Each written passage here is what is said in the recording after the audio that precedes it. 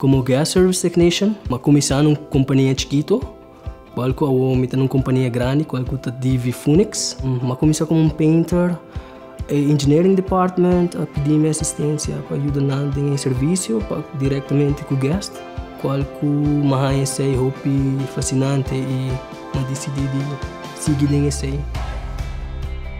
Mas develop mesmo com hobby training, ajuda de companhia também ajudar-me com training.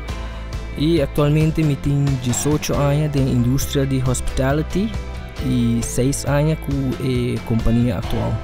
E nós estamos contribuindo grandemente na indústria aqui, de trazer satisfação no guest e make sure que o guest este dia está o melhor possível. Eu me conselho se você dentro da indústria de hospitalidade, você tem people skills, você está amável, você tem sempre smile cubo e sempre pensamento não positivo. Meu nome é Edmond Koch e a metade turismo.